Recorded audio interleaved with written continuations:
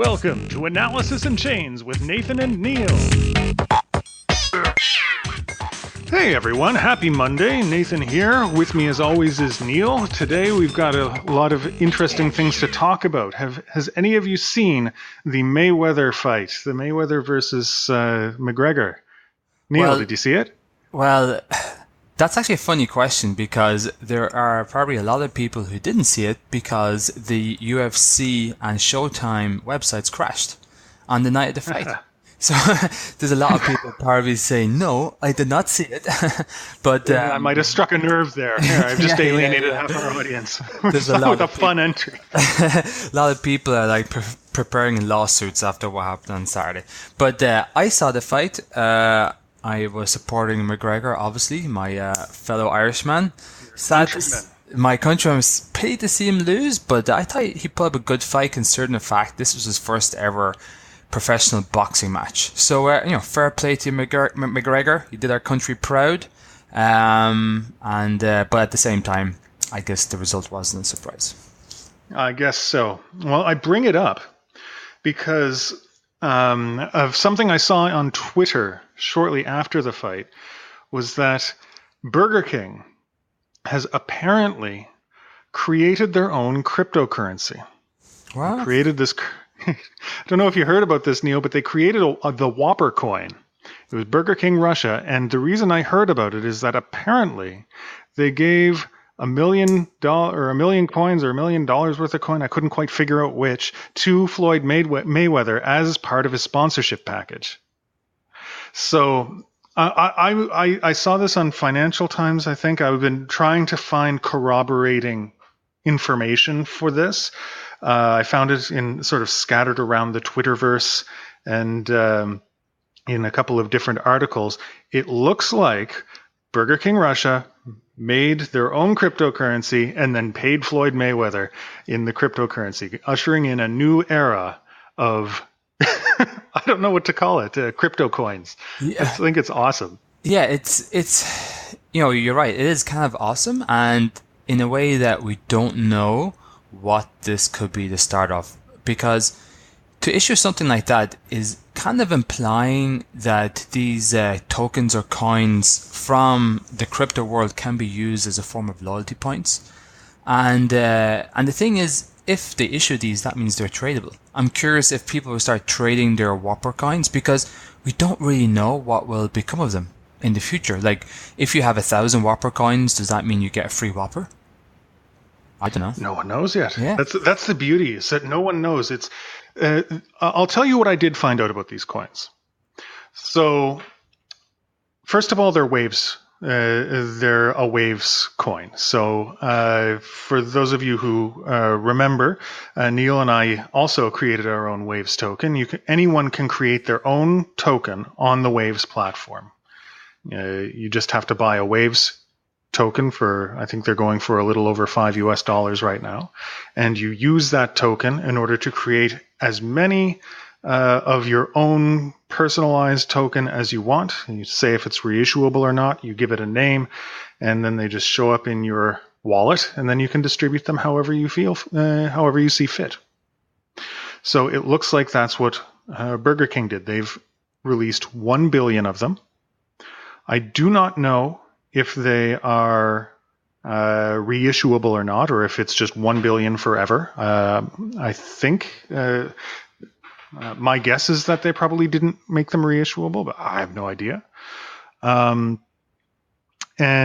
I do know that a company representative of Burger King Russia has said that the chain intends to use the currency as a type of rewards program, but the details are certainly not released yet. Mm-hmm. All we know is that in Russia, if you buy a Whopper at a Burger King, I don't even know how they do it, but they give them to you, but apparently you get one token for a Whopper when you buy it. And so I'm not sure, like, do they set the Waves token, Waves wallet up right there? Do they do like a paper wallet and just give you the key on your receipt or something? I don't know. Yeah, but I think you just highlighted a very interesting point. Is that, okay, if you want this Whopper coin, you need a Waves wallet. This could see a huge wave of adoption of Wave wallets in Russia or in potentially other countries, because if other companies start seeing, okay, this is the new loyalty program, instead of me carrying 5 or 6 different loyalty cards for all the different shops I go to on a regular basis, I could just have a Waves wallet and I can just like scan it with an NRC chip on my phone at the local terminal, and bam, I have my new loyalty points for whatever transaction I just did. And I think that could be a huge revolutionary tool that's going to come out of blockchain and all of these different cryptocurrencies, is that we're going to see this movement towards Wave wallets, or maybe even a battle between wallets, because you don't want people to hold multiple wallets, because that's what's happening at the moment. We have a Bitcoin wallet, we have an Ethereum wallet, etc., etc. Ideally, we would have this one ultimate wallet that stores everything, and maybe Waves, this is an opportunity for them to kind of like cement their position in the market as being the de facto wallet in the cryptocurrency world. I think they're absolutely going for that. No question. They want themselves to be seen as sort of the place to go. And there are a number of multi-currency wallets out there that will hold your private keys for a number of different blockchains. But it's still sort of on the edge of our sight, this sort of philosopher's stone that turns all of these different blockchain tokens into one universally accessible wallet. I think we're still probably a year or two off from that.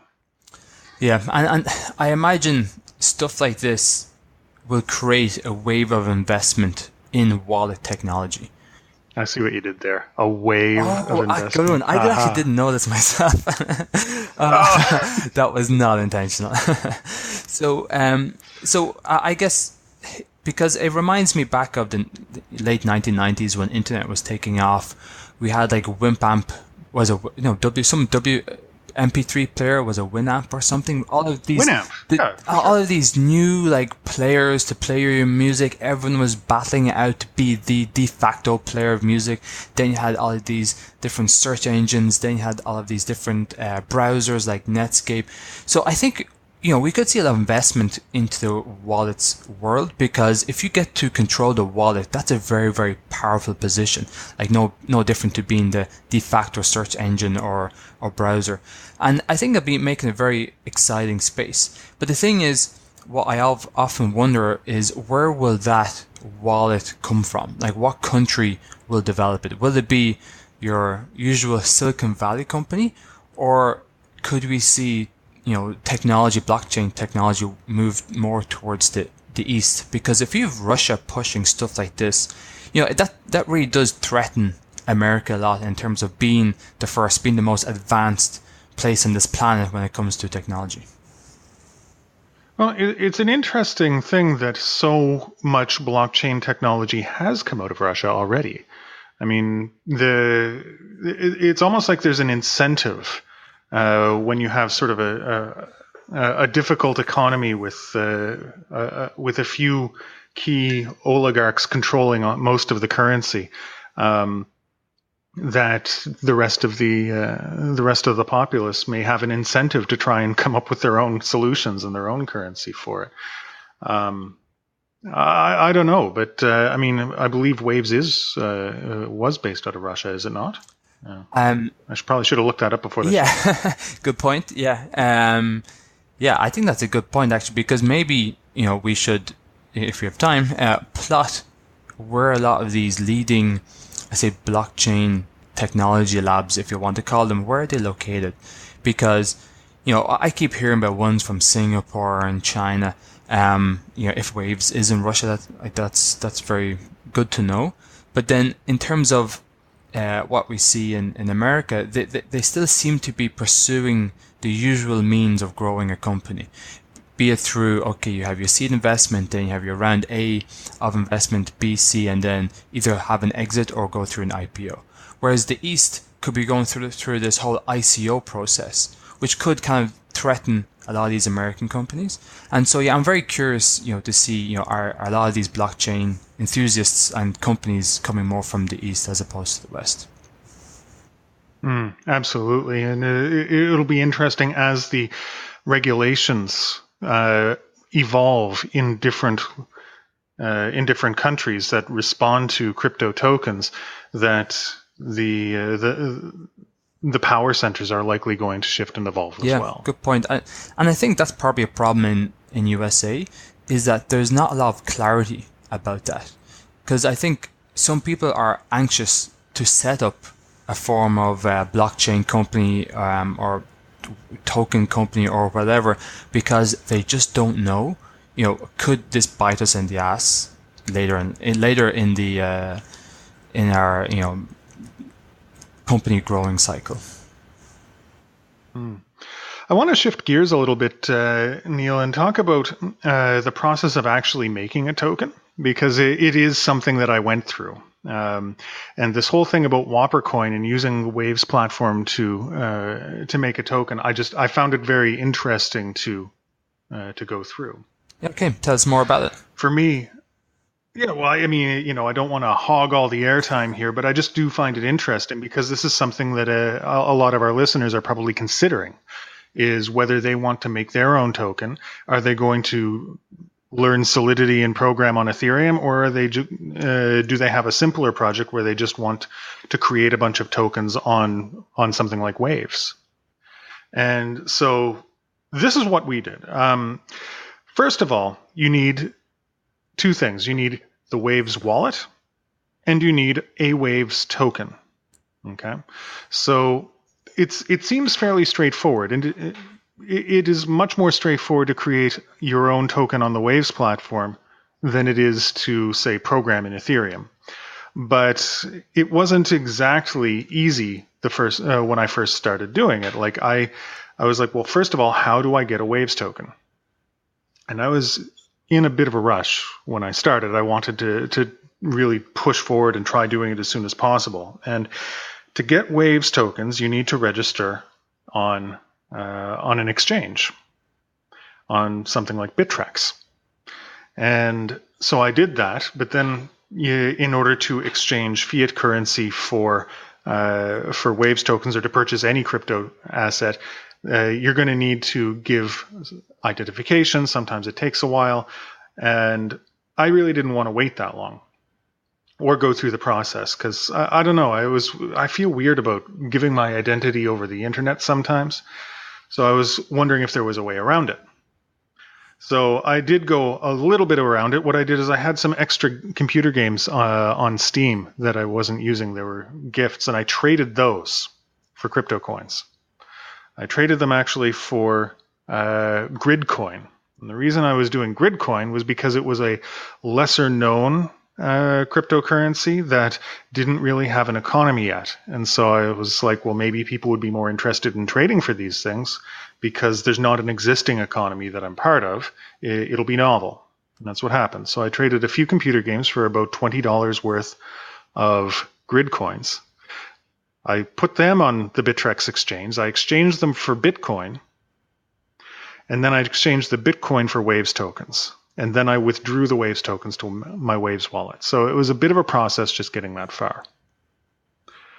After that, I was able to, it's very simple. Once you have the Waves tokens in your wallet, I was able to just go click a couple of buttons and say, well, I want to create nutshells. I gave a description for them, the Neal and Nathan token. And I created 1 million. I made sure they were not reissuable, because I was like, well, maybe they'll be worth something someday, and I don't really want to reissue them. I just want to have a fixed amount, and we can use them as a reward program or something. So then they were created, and then I was able to gift them to whoever wants them. And so I gave some to some of our listeners who called in, who wrote us fan mail, who asked for nutshells. But we're really in a similar situation as the Whoppercoin is. We haven't structured fully what we'll use the Waves tokens for. It really does bring to light a question, though, about what is a crypto token. And we've touched on this before. Is it a security? Is it a currency? Is it a reward? What do you use these tokens for, and what sort of defines it? And the reason that we wanted to go through this nutshells experiment was partly to see how it goes, but also partly to run through how do you make them? How do people interact with them and see for ourselves the differences? Because really, it does feel like they're sort of on a gray line. If, for example, with the nutshells, with the Whoppercoin, we see it as a reward program. But what's the difference between a reward program and a currency? I don't know. You can buy things more widely with a currency. But I mean, if you had air miles, you can use them as rewards. You can buy a trip with them. So, what is the difference other than how it's regulated? I think you just hit on a very interesting point there. This is a major threat to air miles. That is like a universal loyalty points program. And we could see the whole loyalty industry really disrupted because of things like waves, tokens, and other potential tokens out there, and wallets that can be used as a form of loyalty points exchange. And I think over the coming year, when the discussions develop further in terms of what is a token, what's a currency, what is a security, I think people will realize, look, a token is just like a loyalty point. And once regulation settles on that, we could see a huge explosion in terms of a boom of investment and interest and development in the loyalty space. I wonder how regulation is going to respond to this, because the lines really are being blurred here. I mean, if you have a security, something like where you expect future profit on the token, would you expect future profit on a Whoppercoin? I don't know. Do you expect them to go up in value? I'm not sure. Yeah, well, the thing is that if it's just a coin or a tradable unit, I guess it's no different to me, trading a pair of socks. I value this pair. I bought this pair of sock. Actually, got this pair of sock for free. And you know what? You want to buy it off me? Okay, I'll sell it to you for $1, $2. Like, this type of transaction happens all the time in all form of goods around the world. It's just that the main original intent of it is not to make money. You're not investing in it to make money. It just becomes a unit, and it's up to you how you transact that unit. And therefore, that's why I don't see these type of things becoming an issue in regulation in the future. That's strange to hear you say that. I actually expect you to just say the opposite, because I do expect it to become. I do. I think it's really going to tie people up in knots, because it's just sitting on the line. It's sort of like the difficulty that Uber ran into when they were straddling the line between a taxi and a limo service. These regulations were made for a different era. The problem with regulation is that you got to nail down what the rules are, and because businesses like predictability, they like to know if they're inside the rules or not. And you can have a flurry of new businesses come up, even with strict regulations, as long as you know what those regulations are and you can predict that they're going to be stable. So if you say, for example, that a reward point or a loyalty point can't be traded, well, then you've cut off using the Waves platform to create loyalty points. But if it can be traded, what can it be traded for? Can it be traded for fiat currency? Only indirectly? Well, does that mean you're going to have a black market of things that you can trade fiat for and then swap them with reward points? But then what is air miles points? Because you get them as a reward when you go shopping, and then you can exchange it for, a holiday or like a flight or staying in a hotel. Like, to me, that's what stuff like Whoppercoin would fall into. It's just a token. It's just a means of transacting a unit, but that unit is not bought in the first place as a form of investment. So, you can have a third party market out there to exchange these tokens, but at the end of the day, this market determines its value, but the original intent to create the token was not as a form of investment, and therefore that's why I think, there will be no issues in terms of defining it as a security or not in the future. I want to put forward a scenario, a completely hypothetical scenario. Imagine that you get one Whopper coin with the purchase of a Whopper, right? So theoretically, you would get, let's say in Russia, it costs the equivalent of $1 for a Whopper. So you could spend $1 million and get 1 million Whoppers and 1 million Whopper coins with them, right? What if McDonald's went and bought 1 million Whopper coins? And then McDonald's started accepting Whopper coins for their own loyalty program at an inflated rate, causing the value of the Whopper coin to rise, and then sold the Whopper coin on the open market, making a profit. Would it be a security at that point? Maybe people should write in and let us know what they think.